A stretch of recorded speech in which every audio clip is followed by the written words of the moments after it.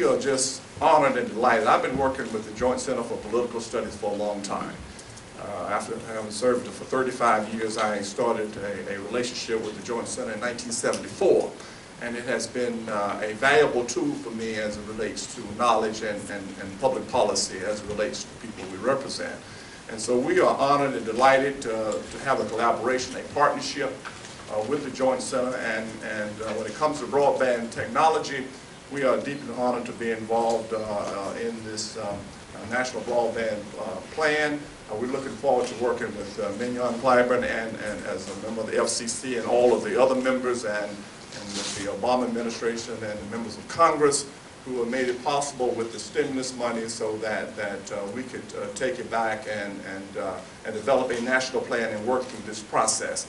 I think it's imperative and important that we have affordability, as Congressman Clyburn told me, affordability and accessibility. And having areas that are outlined in our country where the African Americans that serve as leadership don't have access to internet nor to broadband. And if you don't have access to internet and broadband, then you don't have access to education, you don't have access to health care, you don't have access to job development. So it's imperative and important that we get ahead of the curve and not sit back and say, well, why did this happen? Why did we let this happen to us? So we need to make sure that we spread a broad brush as it relates to accessibility. So we're happy to be here, and when we release the broadband imperatives on tomorrow, an application for minorities and other communities, we take pride in this because there's a lot of research, a lot of development has gone into it, the Joint Center, and I want to thank Julia Johnson and her team from Net Communication for working with us, and your team of folk that have put this report together, and we're looking forward to it's an in-depth and very revealing aspect of why we need to move forward, and we're looking forward to this continued partnership. And I close with one statement. The only people in America that set public policy are elected officials.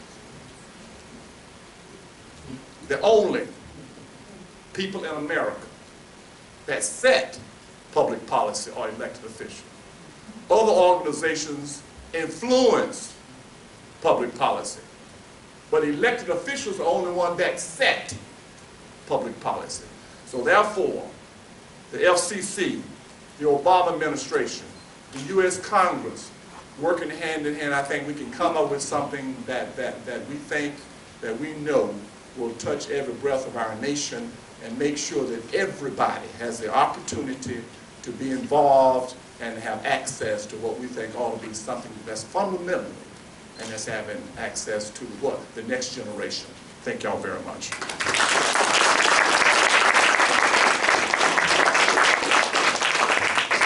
So that's tomorrow.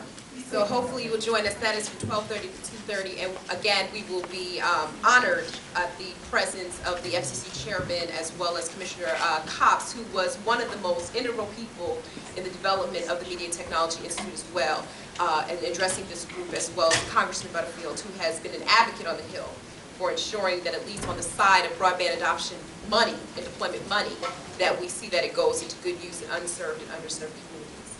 With that in mind, I would just like to again say thank everyone for coming to our first Joint Center Media Technology Institute Policy Forum.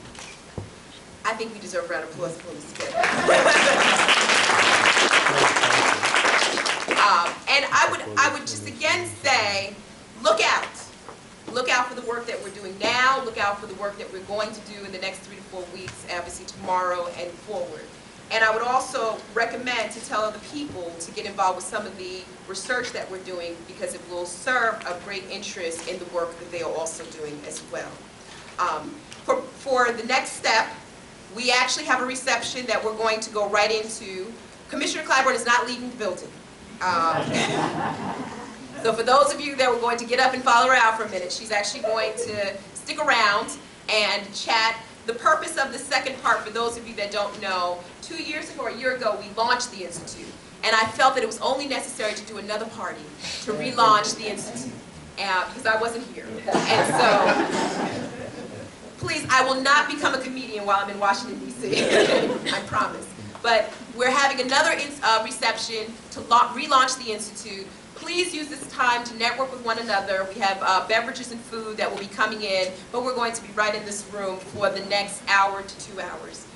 Again, I thank you all for coming. I thank our sponsors, and I thank all of you that have, I thank FCC Commissioner Mignon Clyburn for coming. I thank our Black elected officials for being here today, and we will see many of you tomorrow. Thank you.